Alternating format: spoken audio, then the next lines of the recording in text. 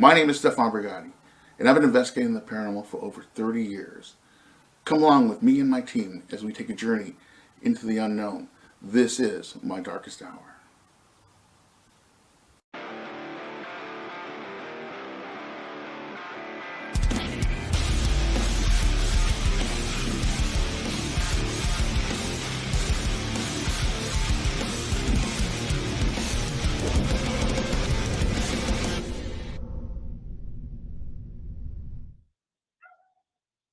Hello there, and welcome to another edition of My Darkest Hour. Thank you for joining us tonight. Lots of things happening, pretty excited. Going along with the tradition of promoting many things. Pretty excited about tonight's show. I am. This is a guest that, I've been doing this show for 14 years. I'm trying to get on to the show. Known him for a long time now, talked quite a bit about things of the paranormal nature, of course. So what's really cool is when we talk about the foundations and history of paranormal investigation, which, I'm a big advocate for. I'm not just an investigator, I'm also a researcher. But one of the people that we always used to talk about is my guest tonight. He is a longtime paranormal investigator, researcher, and he is considered by many people, including myself, to be a pioneer of the craft of paranormal research. Growing up as a kid, we used to watch all these cool TV shows in the 70s and stuff. And my guest tonight is one of those people who's been on a lot of those shows that we grew up watching, inspiring us to really get involved with the unknown. So tonight, I'm really glad to bring on my guest. His name is Mr. Richard Sennett. A lot of people in the West Coast area definitely know who Richard Sennett is. He's been on many, many, many TV shows. He's one of those guys where I'll just be kicking back in my lazy boy at night, just putting something on. I'm always watching paranormal stuff, and I'll just look over across the screen, and there's Richard, like on so many programs and documentaries. It's just the history and his knowledge is incredible. I'm very fortunate to have him as my town historian, because he really knows a lot about the history. And it's not just here; it's everywhere he goes, basically. And then another amazing thing about him, the fact that he writes all these books and brings it all together for us. He's an incredible ghost storyteller. I swear, a lot of people ask me about Richard, and I always do these things where I'm like, and back in 1965, because it's not just telling a story. Like, he'll start talking and you just get lost in the story. These like true ghost stories, places that happen, and things. I've learned so much about him and from his stories about my own town and my surrounding areas. I had no idea. But growing up, I had the chance to really see what his books he's putting out, go to his seminars and stuff, do a couple of ghost walks with him. So I'm going to go ahead and bring him on. And don't forget, here's Abby, everybody. I didn't turn her on yet. If she likes this up, it means she wants to be part of it. That is the world-famous Periscope that I use on Ghost Adventures. So here he is, Mr. Richard Sennett, everybody. Hello. How you doing, Richard? Good to see you. Good to be here. Awesome. So one of the big things that I always do when I'm talking about my guests on the show, and I was just talking about you saying many things, over the years, but what was the beginning for you towards the life of the paranormal? Because everybody has their story, but some of the listeners out there, they might have a similar story. They might want to follow in those kind of footsteps. So if you could tell us, that'd be great.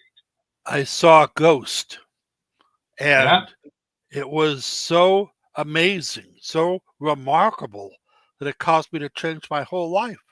If I hadn't had that experience back in 1978, I wouldn't. My whole life would be different now.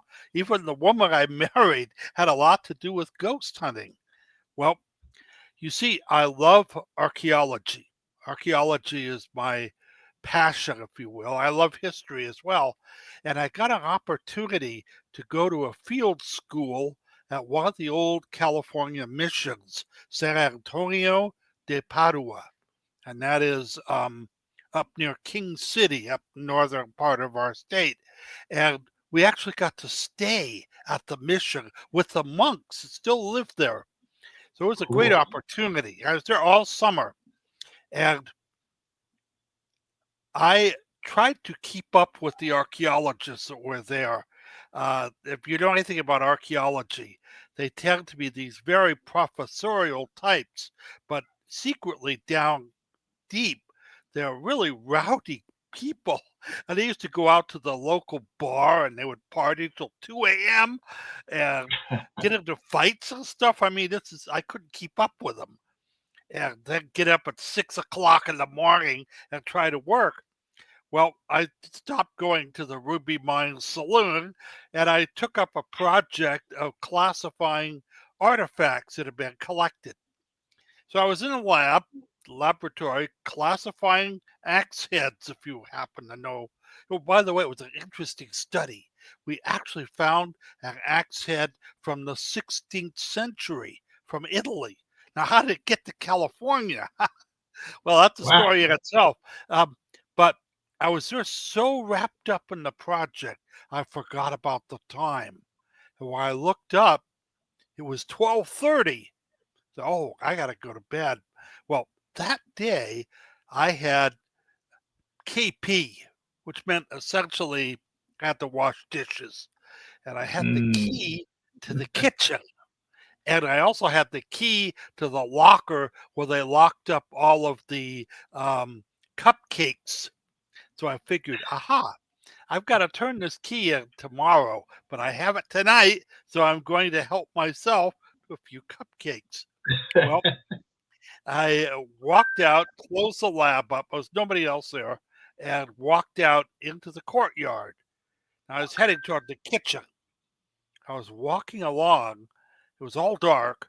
Beautiful courtyard, like they have at all the missions. There's a fountain in the middle and roses and stuff. And I saw a little light off to my left, and it was moving, just a pinpoint of light. But I could see it was going the same direction I was across the uh, the the garden area. In fact, there was a big, tall rose plant, I recall, and as we passed, we were both moving the same way. I could see the light flicker. Well, as I got to the fountain, I made this little choice. I didn't think about it. My whole life changed because of that. I Wow. decided to go that way instead of the other way. If I'd been a little hungrier, I might have never been a ghost hunter. But I decided to see who it was, my fellow late night owl out at 12:30 at night. So I get closer now. There was these radiating paths that went from the fountain. I took one of the ones which would join with the one this figure was on. Now I could see it clearly. It was a monk in a monk's habit, and he had in his hand a candle. Well, that didn't shock me because it's a monastery. Monks live there, right? But they usually don't carry candles around with them. And by the way, they usually don't wear robes either. They usually are more apt to be in sweatpants and sweatshirts and Levi's. But So be comfortable. Yeah. yeah, and so I was getting closer and closer. I could see all the details of his habit. I could see the wrinkles. I could see the shadows. It looked very solid. It looked like a guy wearing a monk's habit. I Wow. got up about 10 feet. Bam, was gone, disappeared, vanished. It didn't fade away. It didn't sparkle like Star Trek beaming up or something.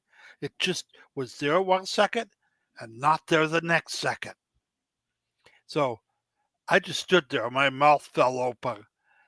What in the world had I seen? And then I thought, oh, I know he fell in a hole, but there was no hole. And then maybe he just blew out the candle and ran away just to frighten me or something. But then I realized we were walking on gravel. I could hear my footsteps in the gravel, but I never heard his. If he had ran away, I would have heard him. And that's when it dawned on me. You know, that must be one of those ghosts they talk about. Now, I had seen it for well over 2 minutes. 2 And then it minutes. Wow. was gone. It's a That's a, long sighting. Usually ghost sightings are very, very short. But I had seen it, but what was it? Oh, by the way, I lost my appetite.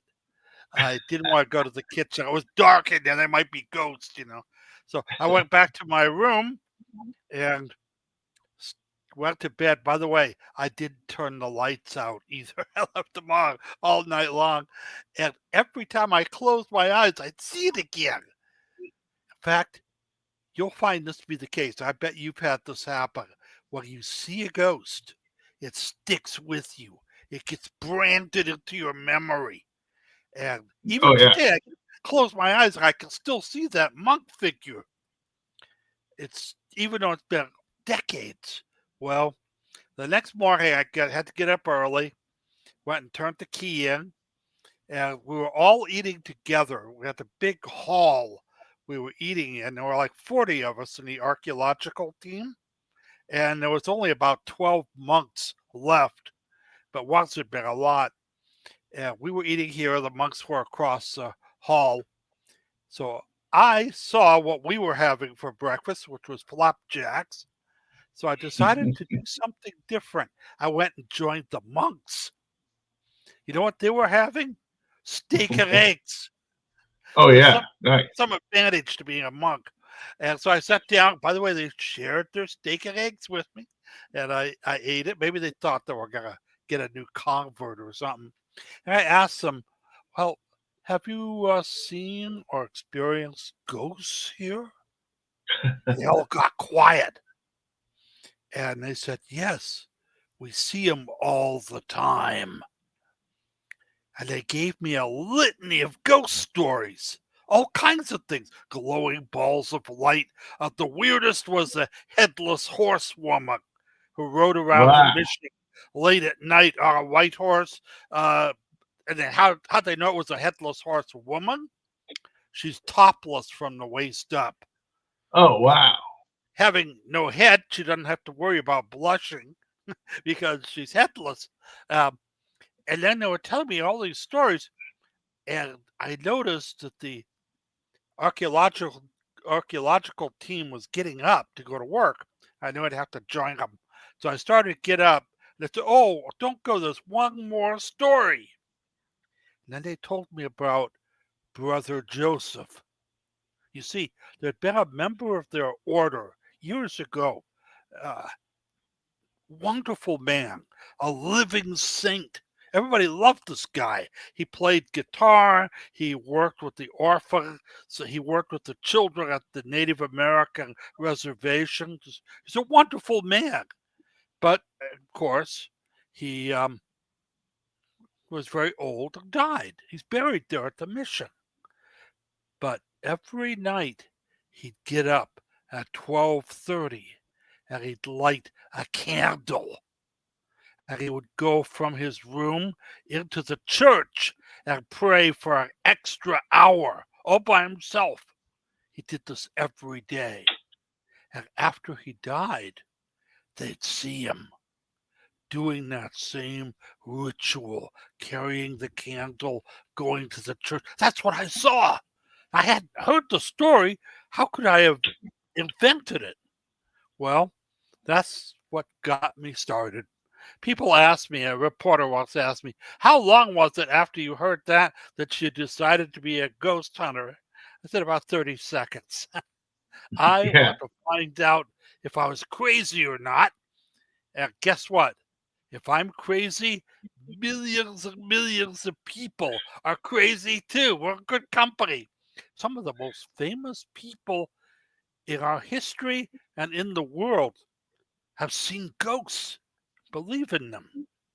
So I'm in good shape there. When I got back from the mission, I started to collect ghost stories. I figured I would collect ghost stories from my hometown of Ventura, California. I'd heard a couple of stories hither and yon, and I figured how many could there be? What, 25 maybe? I now have over almost 1,000. It's like 900 and something. I've now, does that mean that there are 900 and some ghosts? No, these are sightings.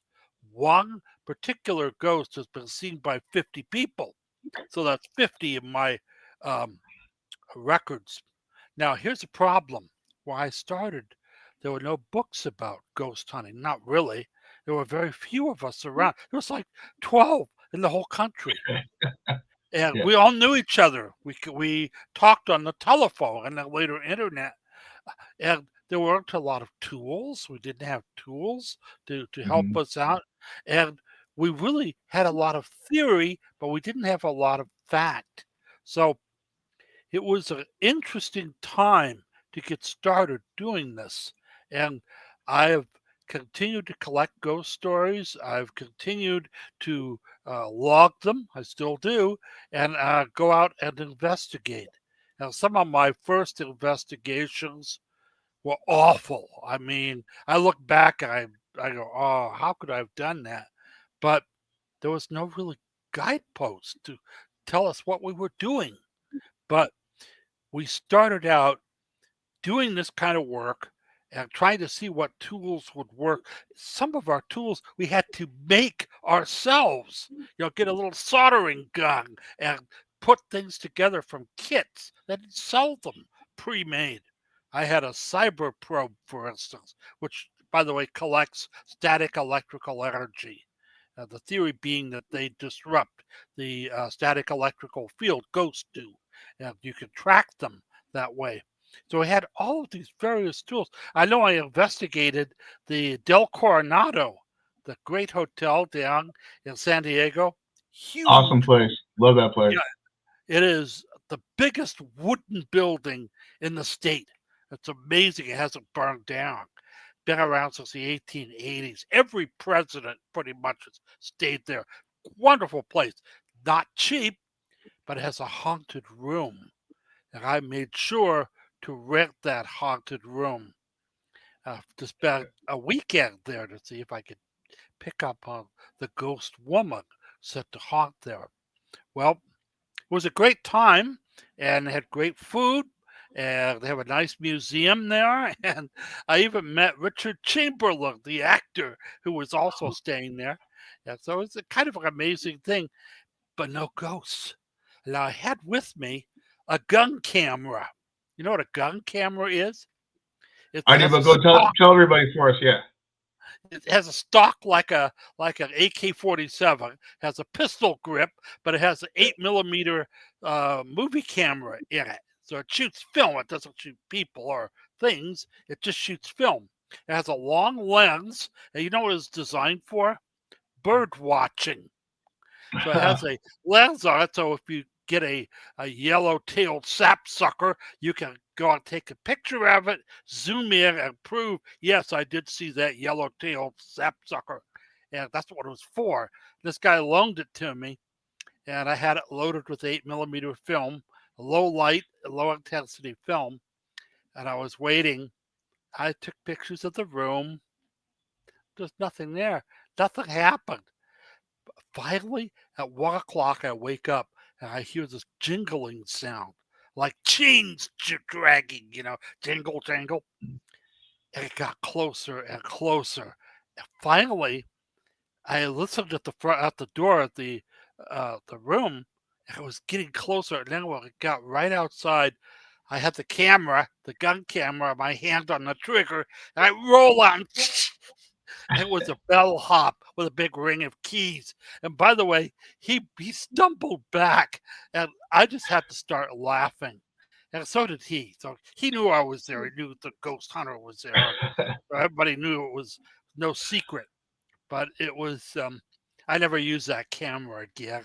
Maybe if I go bird watching or something, but it I found it to be quite useless.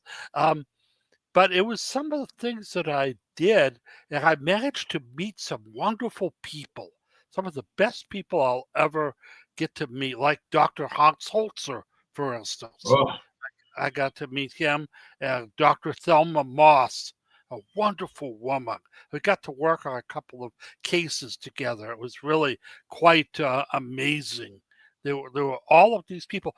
D. Scott Rogo, when he was murdered, the whole field lost a great voice because he was the first guy that showed me there's a logic to all this ghost stuff, and he showed me how to approach it logically and how to keep records. So he did a great service for me, and I have tried to follow his um, uh, techniques as much as I could. And I've tried all sorts of different tools, usually with mixed results. You know, the only tool I've found that actually works consistently is a K2 meter, just a simple K2 meter. But so many of them are inconsistent. They'll work really fine at one place, won't work at all in the next. So you're left with a lot of unanswered questions. Now, I did a lot of TV shows back in those early days. I was one of the few ghost hunters out there doing it, so I was always called. And it was fun. And I got to drink from the cup of success and become famous, if you will. And oh, yeah, yeah. I had so much fun. I felt like I was somebody. No, I wasn't. I was just being used. I learned a lot about Hollywood. But then again, I knew a lot about Hollywood anyway because my family had come to California in the 1920s to make movies. So they're all in the film business.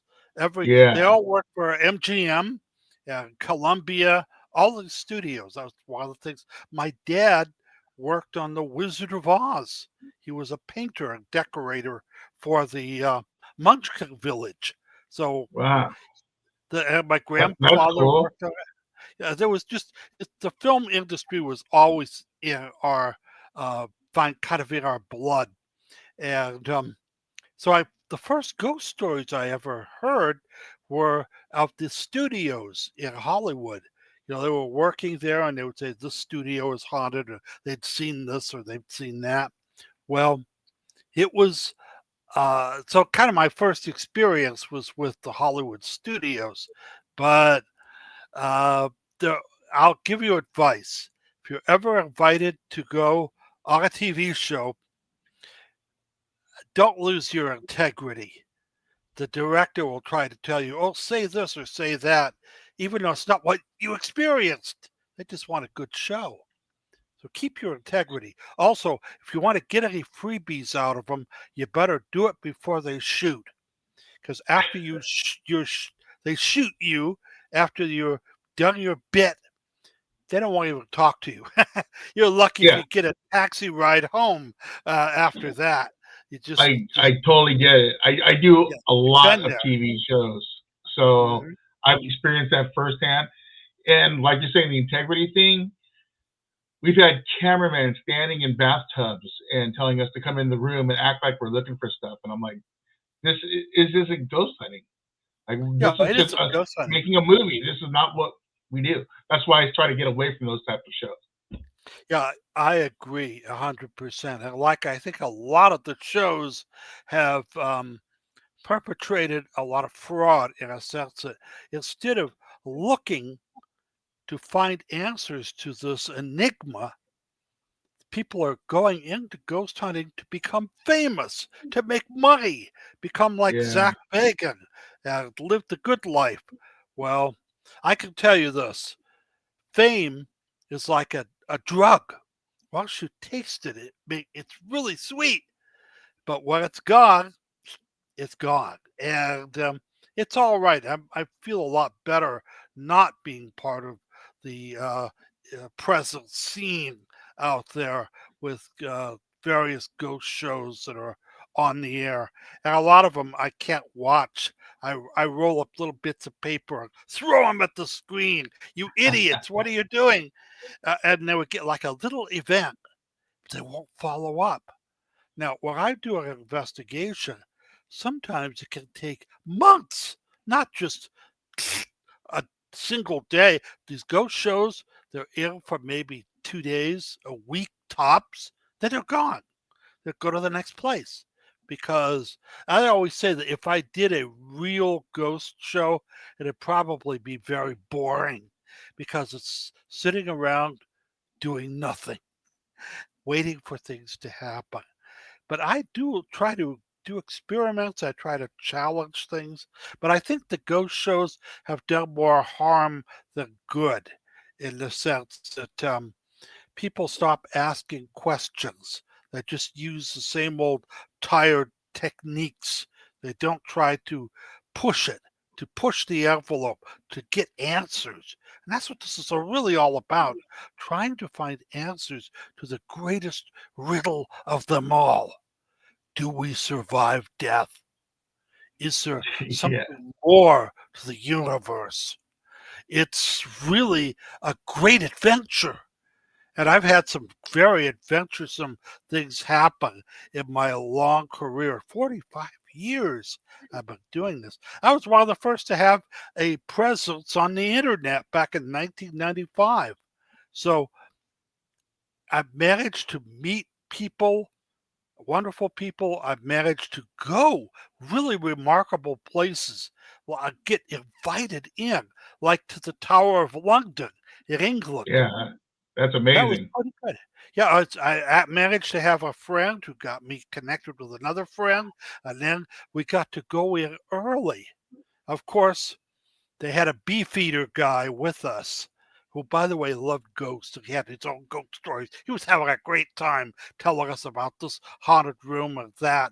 But that place really is haunted too. It Oh, lived up to its reputation as a very haunted place. 900 years of suffering and beheadings and torture, awful, terrible things dating back to the Second World War. Whenever the English caught a spy, take him to the Tower of London, line him up against the wall, and shoot him. And that was just in 1945. We're not talking yeah. about something that was 200 years ago or something. It is really haunted, but that opportunity would have been denied me had I not been a ghost hunter. Now, I've written about 27 different books, some good, some not so good, I'll admit. And most of them are still online. You can get them at Amazon.com.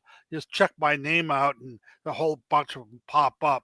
And some are about individual sites, others are about collection of sites. A lot of them are just from my reports that I always make wherever I go to a various haunted sites. And I'm still doing it too.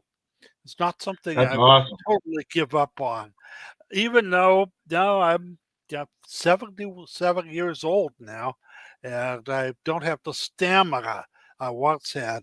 I'm still fascinated by the topic. I still have many questions. I don't have answers for everything out there. That's great though. You're been living the experience, going to all these amazing places. The Tower of London. I mean, that's one of the most haunted places, in the world. Because it's I not believe it huge, is. but it's condensed, and all Yeah, that energy. It's like wow. Just you're looking for ghosts. That's a perfect place to find. in the New World, there is a haunted house that I recommend going to, and it's in Jamaica. That's the Rose Hall by Montego Bay. I went there and investigated. That was really amazing. It is haunted too. It lives up to its reputation. Not as bad as the Tower of London, which is a lot older, but yeah, there's definitely a ghost lady there. I talked to the guide, and she said, "Oh, we always leave about 6 o'clock." I said, "Why is that?" Because the ghost comes out at 6:30. So I was actually there and I've had my hat ripped off my head. I have been pinched. Definitely, there's something there at that old place. So here in the United States, I don't know. There's a lot of different haunted places I've been to and examined over the years, from the Whaley House in San Diego, which, by the way, Mm. that place is also really haunted. Has a lot of stuff going on there. To the Queen Mary. I was one of the first groups to actually go there in the 1980s and examine the old ship. And hey, I even snuck on the ship before it was open to the public. Yeah, That's there you go. In fact, my wife hates it because whenever I see a little sign that says "Do not enter," I just push it aside and go on in anyway. I Yeah. figured no little sign's gonna control my life. And I managed, you know what? You get to meet the really good guys, the security people, and they'll tell you the greatest stories. Oh, And yeah. I was in Nassau, and we were touring the governor's mansion. They have a big governor's mansion there.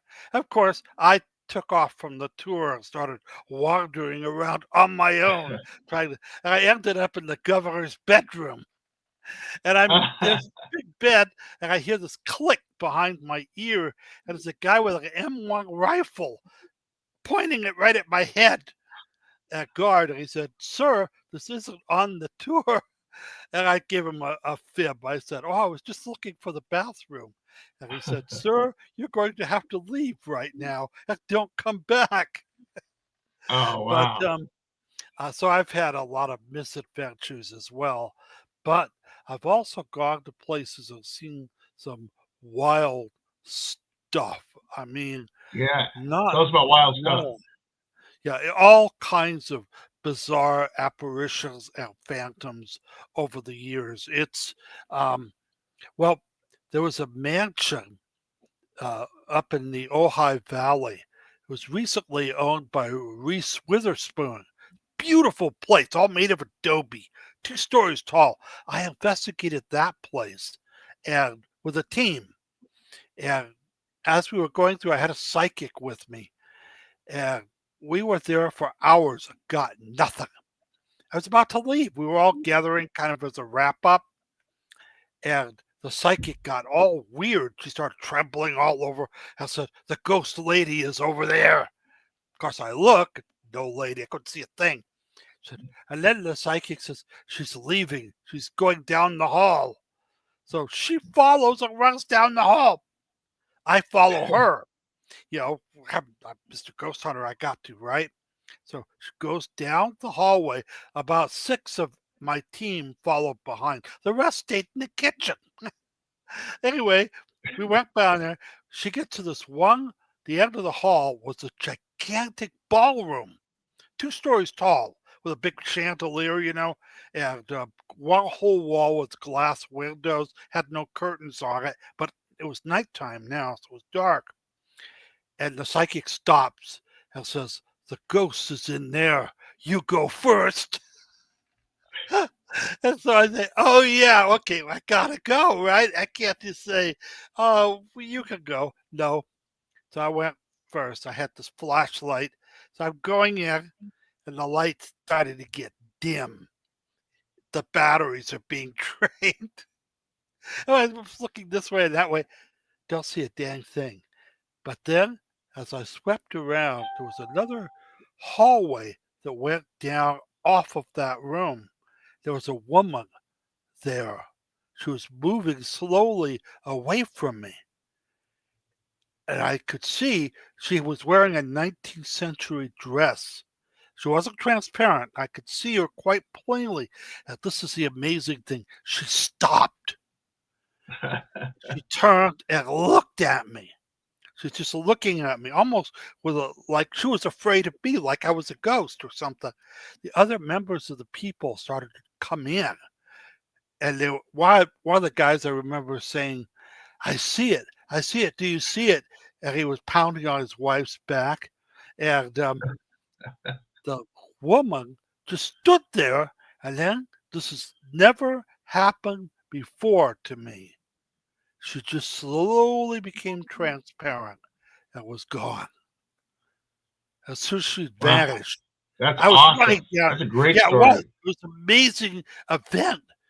I ran down that hallway trying to see if there were mirrors or projectors or something that might Right. account Yeah. for it. Yeah, like someone was trying to fool me or something. Well, there wasn't. There was nothing. In fact, when I got there, it was really cold. And if you know that particular area, it's almost never cold in Ojai, but in the middle of the winter, it's hot as a rule. And it was cold there. And I separated the team. I just separated all of them. They all had papers and pencils. I said, okay, draw what you saw. Yeah. You know what? Nice. And 7 of them drew exactly the same thing, even down to the flounce of the skirt. One guy was a little off, but everything, even to the number of buttons she had. Now, Wow. we believe that was the wife of the builder.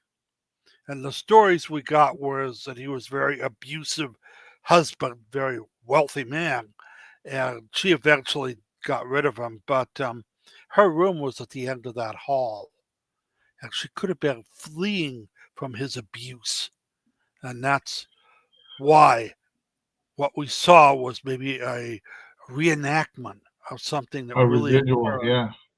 yeah, long ago. Anyway, that was one of the first big sightings I had, but it would not be the first.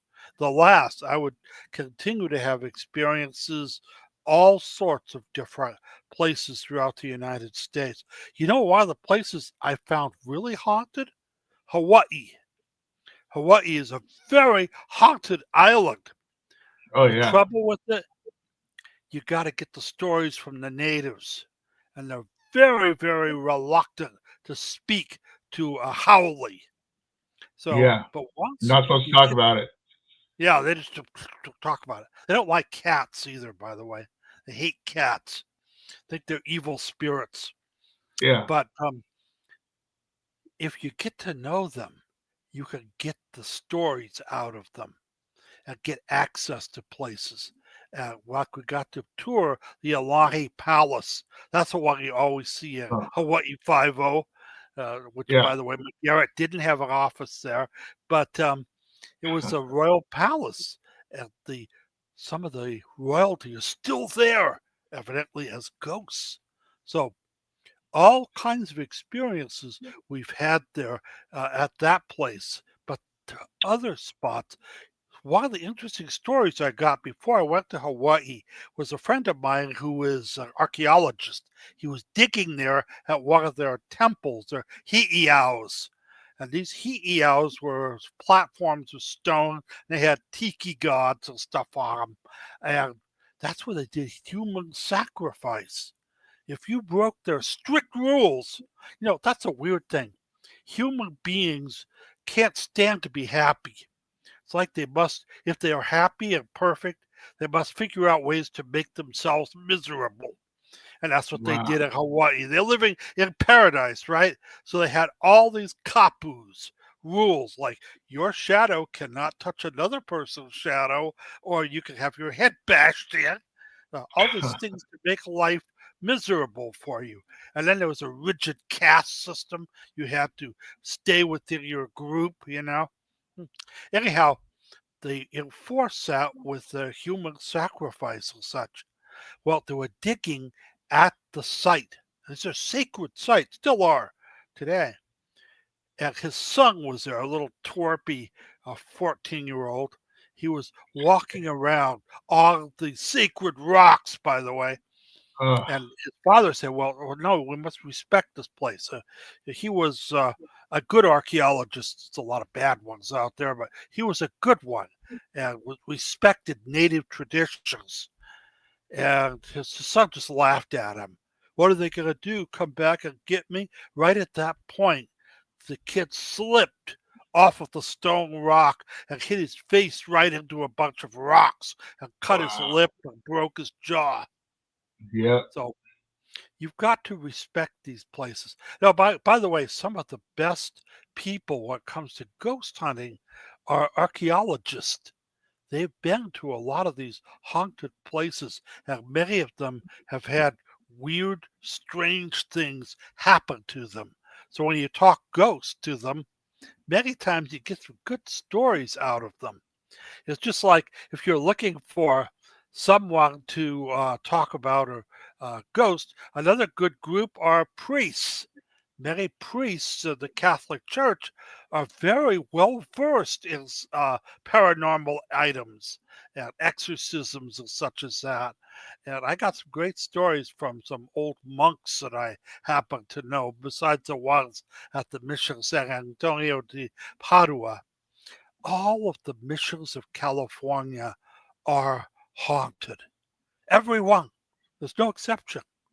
Now, why? See, that's something you have to go beyond the the folklore. You have to ask yourself, why? Why are these places haunted? Why are ghosts there? And who are the ghosts that haunt there? Now, we do know this about the missions. They were death camps in the sense that the people who joined them died in huge numbers. Many times not deliberately. They certainly the Spanish didn't want them to die. Who'd do the work, right? They wanted laborers. Well, if they're Yeah. dead, they're dead. So, but they actually tried to do what they could to stop the deaths. But thousands died. You know what the average life of a mission Indian was? 7 years. That means 7 years after joining the mission, you're dead. Wow. It's like a Yeah, curse. yeah, it's almost like a curse. It was disease. The poor Yeah. natives had no immunity. You know, to kill them, chicken pox, anything. They catch it, kill them, and they died in huge numbers. So there's good reason. But who haunts the missions? Not the native people who died in wholesale lots, but the priest, the monks are the ones that haunt there. Why? Is it guilt, maybe? Okay, turning to Europe, the horrible death camps put up by the Nazis. They're really haunted. But oddly enough, they're not haunted by the victims who were uh, gassed and tortured or killed en masse. I mean, so many of them died. They're haunted by the guards. The Germans are the ones who haunt. Are they doomed there as some sort of hellish parents? I don't know. But why are they seen and not the guards or the victims, the of this the horror that was done there? So over and over again, you have to ask who is haunting and why are they haunting? There's always an explanation of some kind of who it might be. So that's as a ghost hunter, that's the first thing you want to do. Try to find out who is the ghost. First, is it really haunted or is it just a story? A lot of them are just stories. A lot And of then them if turn into it is, legends. Absolutely. yeah, very much. And then if it is, who is it? What is their name? Where do they come from? And why do they haunt? Many times it's because of some injustice that was done to them. I found that to be the case. In fact, many times when the ghost seems to tell a story, it just goes away on its own. It's almost like they want to tell their story. Like set Other, free. yeah, they want to, or they have a request. So many times, especially with the in California with the Catholic community, many times they just want a candle lit or a mass said for them. And Yeah. I'll take care of that for them. And they're gone. It just goes away. Now, where do they go? Ha ha! That's the big rub. Where do we all go? Well, someday maybe we'll find out. We'll be able to determine what awaits us beyond the great veil. Could be anything you want. Could be whatever you're Yeah, looking for. But I think yeah, a lot of times you have to have an idea of what you're looking for. I think some people just don't know, so they just kind of yeah, linger around. Because when I come into ghosts, sometimes I could they just seem kind of confused for a minute there, trying to figure it out. Still, it's like, okay, take your time, Uh, whatever. yeah, I agree. I think so many cases, um, many times people just don't even know they're dead, especially ghosts that keep coming back to the workplace. You found that, I'm sure, in your investigations. People just coming back to work as if they're checking in Absolutely. another time. And then once they know they're dead, I was called up in the middle of the night by a lady who was panicking. I get these calls all the time. And she said that our workplace is haunted. You see, there was a man who was an accountant. Nobody liked him. He's an old, fussy old man, a perfectionist. I guess you got to be an accountant. And he died. He had a heart attack at work, passed away. He was elderly. And they'd see him coming back, going through the front doors, going to his what used to be his office. Well, they asked me what they could do to help the spirit. And I said, "Oh, I'll set up a team or go out to the place and investigate." They said, "Oh no, you can't do that." I said, "Why?" Because the owner of the company is a very religious man who only believes in the Holy Ghost. He won't let you come in. So here I'm supposed to do this laying a ghost without being able to go there. What a challenge. So I figured, well, maybe he doesn't know that he's dead. So I told him to go to where his office was and put up a memorial, big cross, maybe include a clipping from the paper of his obituary, picture of him, a few items from his desk, paperweights and such, and a little letter. You could write a letter to him saying, "We're going to miss you, Joe. You know, you were a great guy," and all that. Lie, lie, lie. And put it all out there in a little, like a makeshift altar. Maybe even light a candle. And they did that. They set up the monument. The owner came by and said, "What is this?" I said, "Oh, we miss our friend so much, and we just wanted to honor him and his memory." And of course, the owner was quite touched, which was good. After they put the monument up, they only saw the ghost come in the door one time.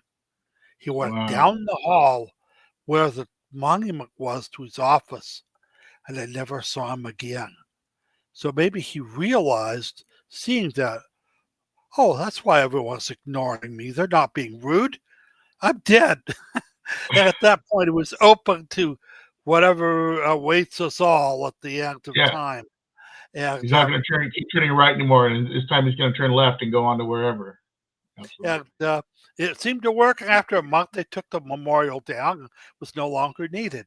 But that's not a Yeah. bad way to think of things. In fact, that's one of the reasons they put up all of these crosses alongside of the road as you drive along, especially in Latino areas. You see all these crosses.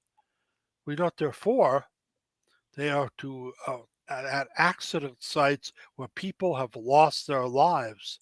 And the Hmm. idea is the accident was so traumatic that the person, his spirit, doesn't know he's dead. And then he might haunt that area where he lost his life, not knowing what occurred. Just, well, what am I doing here? And maybe even cause another accident. Maybe get in the street and someone tries to avoid him and it has another accident. So they put the cross up, pound it in the ground, and then the guy sees it and goes, I'm dead. I got it now. It goes on. So it could be that's what's going down. Also, it serves as a warning. You reach a curve and there's like 20 little crosses. You know, it's a good idea to slow down. Don't have to add to the list of unfortunates. So there's so much out there we still do not know. And I don't think when we get into it that there's one answer for ghosts. I think it's a lot of different answers. And I think when we get down to it, it's going to really merge into the nature of reality itself. I know a lot of ghosts are just leftovers from the past. People see images of like battles being fought, like at Gettysburg and such. They see the whole Hmm. battle, and they see soldiers running around. These might be leftover traces, residual elements that are just kind of stuck there at one point or another. No, but so those are one kind of ghost, and that's what we might see. We might see. Well, one lady actually said she saw Daniel Boone walk into her living room. Yeah, she was ironing Just her randomly clothes, just walk it in. walked right through the wall, walked right in front of her, looked at her, and then walked through the other wall. Now, that could very well have been a mountain man from the 19th century who maybe woke up and looked around. Hey, what is this? I'm now in this weird house, and kept going. And that's what you may have seen.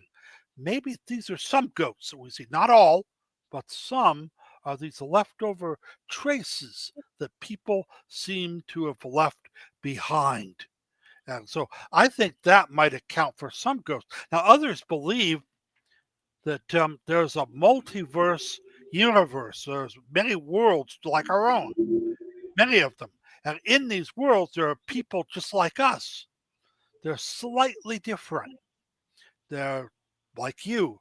Maybe in a world over there, I'm on another show, or maybe I've worn a blue shirt, or maybe, I'm doing something quite different. Maybe I'm talking about angels or something, but they're slightly different. And then there's another world, and another world, and another world, and another world. In fact, way over there, Hitler won the Second World War and created a weird sort of world that made like that. Uh, Yeah. or it could be Multiverse. multiverse. It could be Yeah. that these worlds get so close that we can look through into the next world. That might account for people seeing ghosts of themselves. Did you know a lot of famous people have seen ghosts of themselves? A lot of not so famous people as well. And what are they seeing? Is it a time thing? Are they looking forward or backwards in time? Was it another world, a parallel universe? We don't know.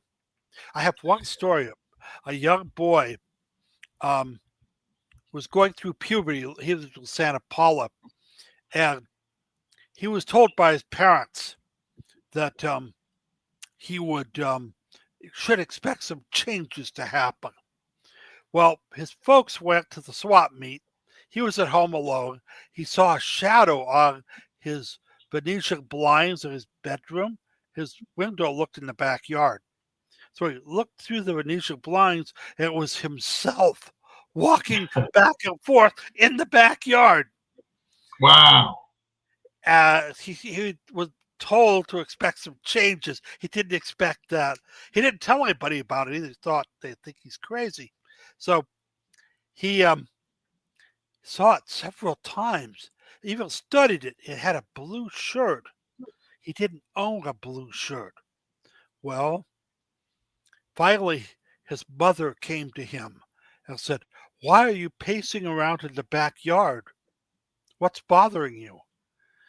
He hadn't been in the backyard. He avoided it like the plague.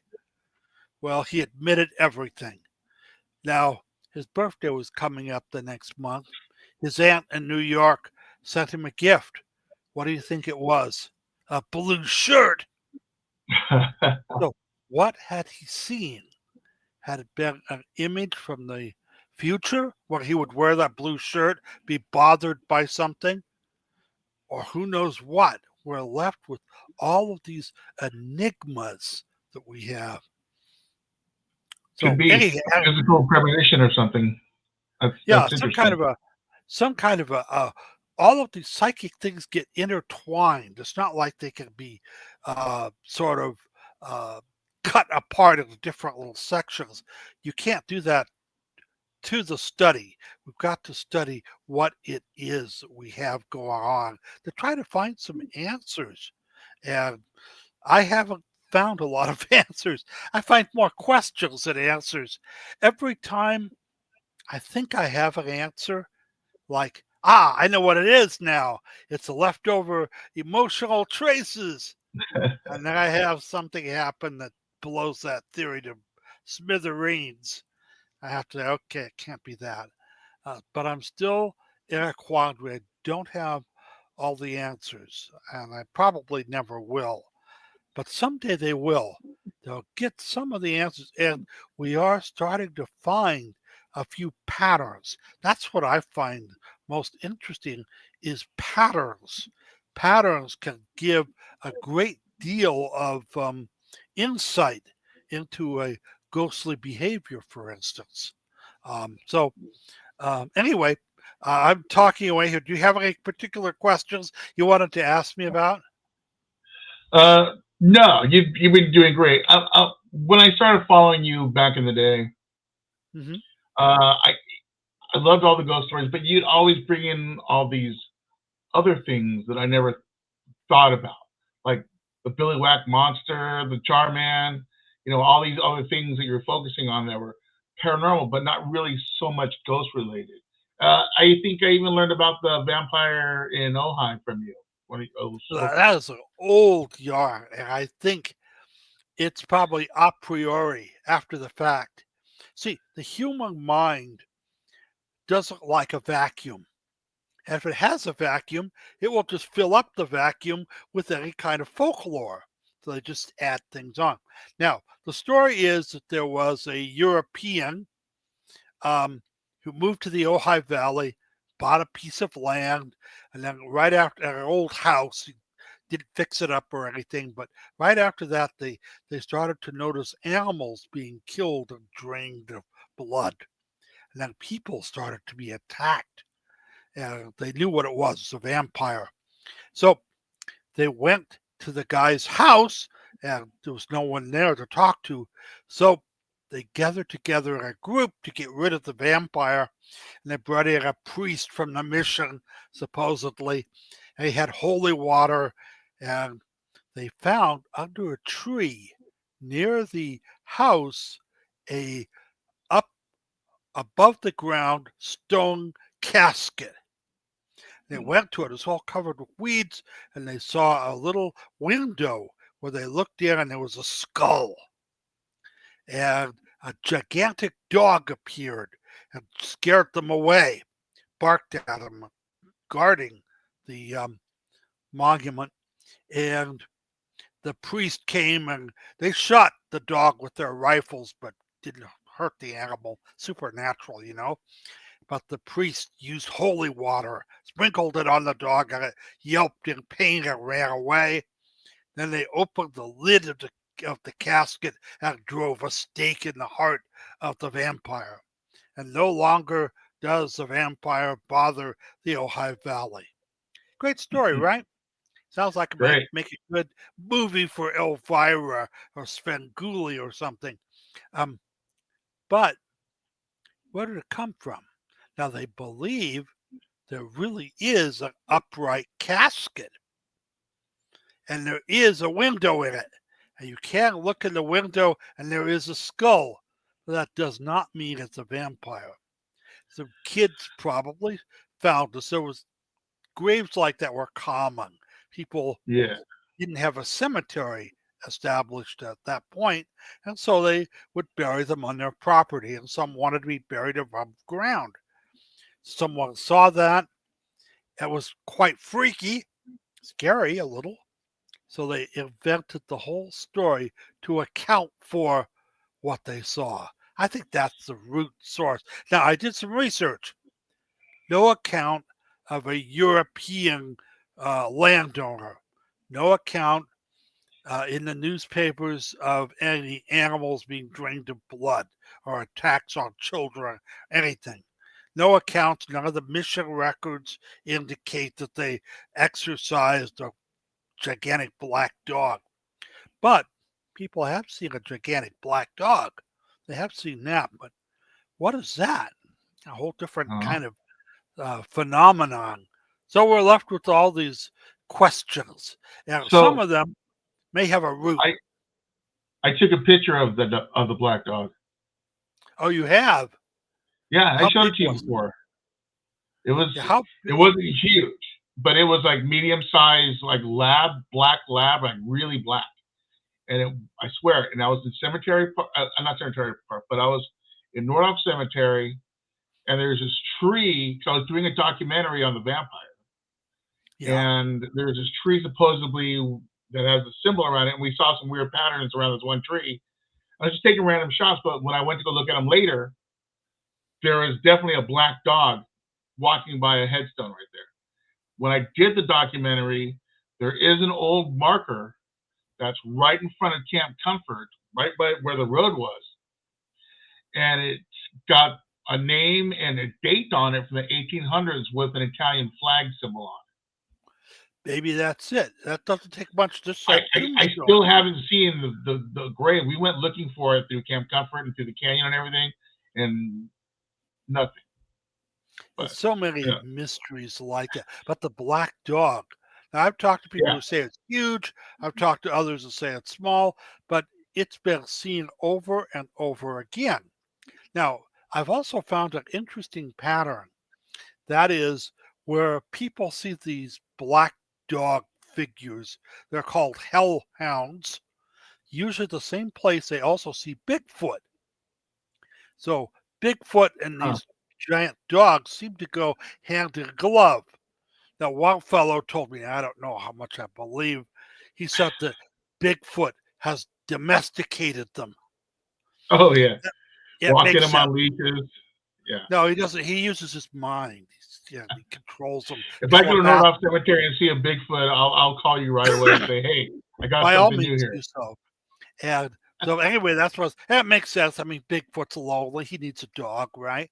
So, Yeah, uh, Bigfoot's best friend. but people have seen these big, gigantic black dogs that shouldn't exist, but do. Now, I did a story for a reporter, a very skeptical reporter. I was giving him the stories of the Ojai Valley, and one was the black dog and the vampire, and a couple of other stories. And it was for a Halloween edition. And he was kind of scoffing. He called me up the next day and said, that black dog, it really exists. And I said, what do you mean? Now, he lives in the Ojai Valley.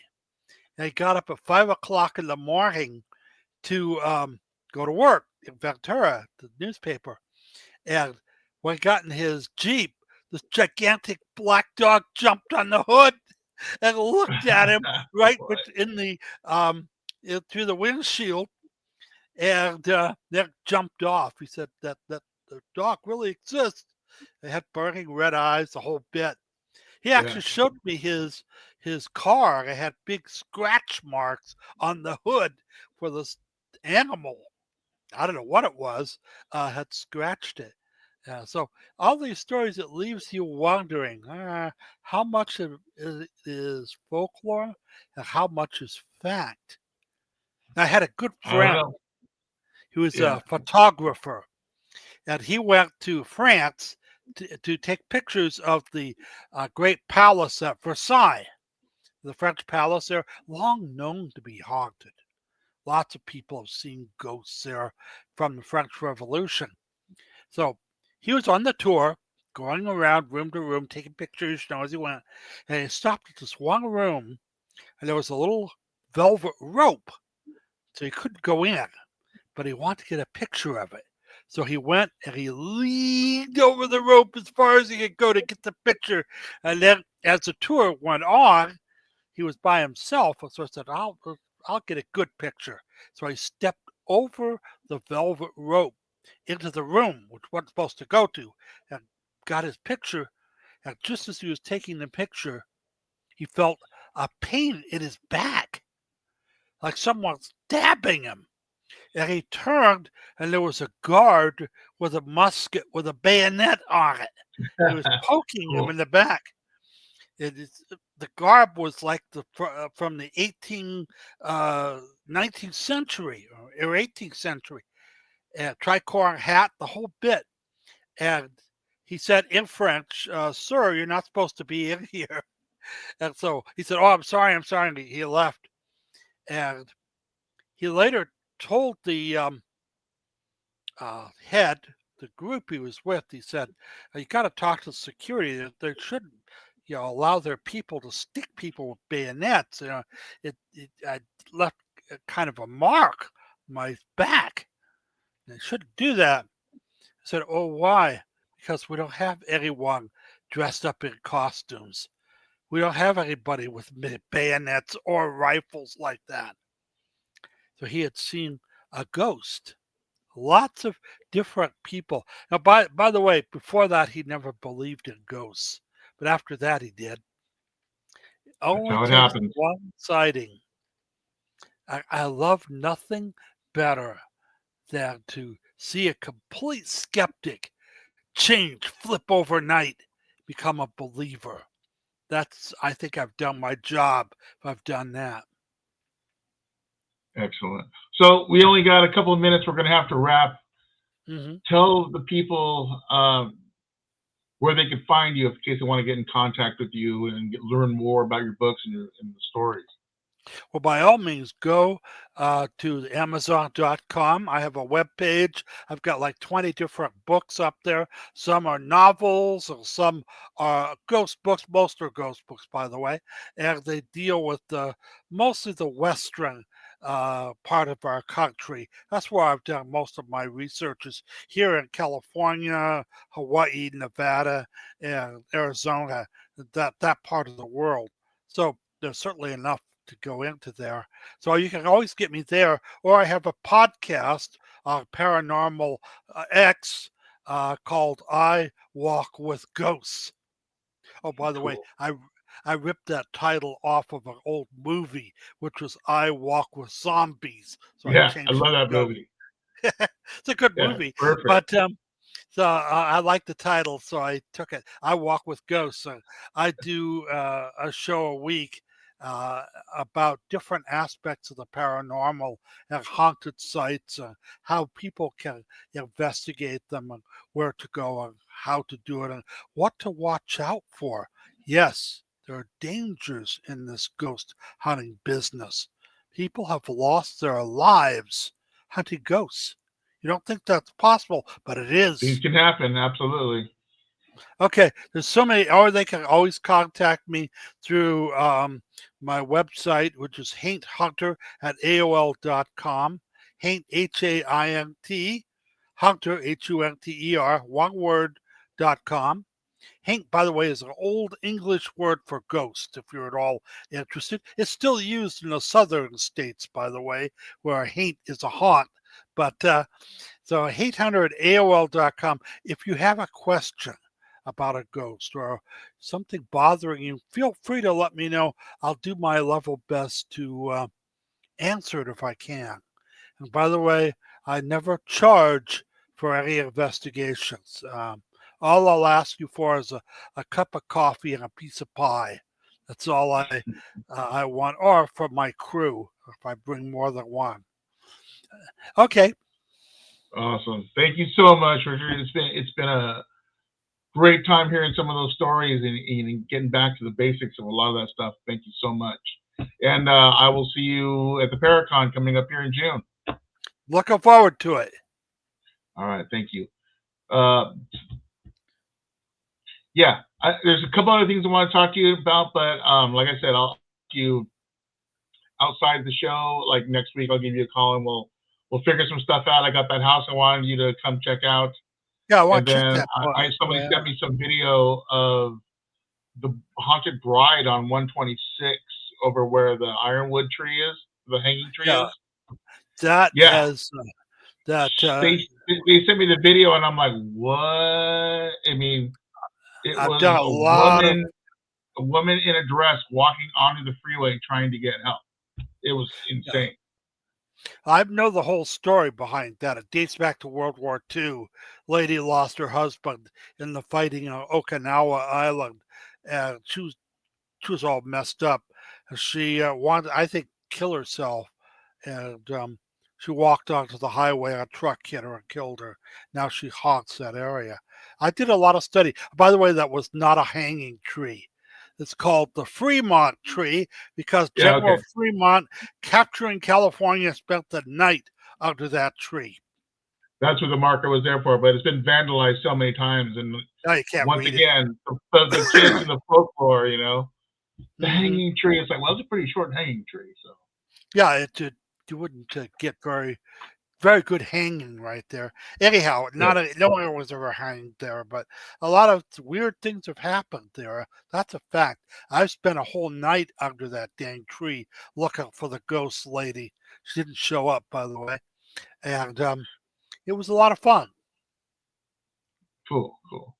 All right. Well, hopefully we'll get you back here soon. And once again, I'll see you at the Paracon in June. All right, I'm looking forward to it. We'll see you then. Thank you, Thank you. Richard. Good night. Awesome. Like I told you guys in the beginning, he's got so many great stories. He's been doing this for so long. It's such a pleasure to hear him tell us these stories because he can go on and gives all these great details. I just absolutely love that about Richard. So I'm looking forward to having him at the Paracon. So this is going to be the end of the show. We're going to wrap for this week. We'll see you next week. Hope you guys can join us. And don't forget to go to the Paracon website. You can find it at the Majestic Ventura Theater website. Don't forget, the Patty seances sell out every single time. The Ghost Hunt sells out like right away because it's only limited spots. So get those spots now. I get a lot of people writing to me or trying to get in at the last minute, but there's a reason why it can only take so many people. So, all right, you guys, that's going to be it for me, and I will see you next time right here on My Darkest Hour once I can get this video to play.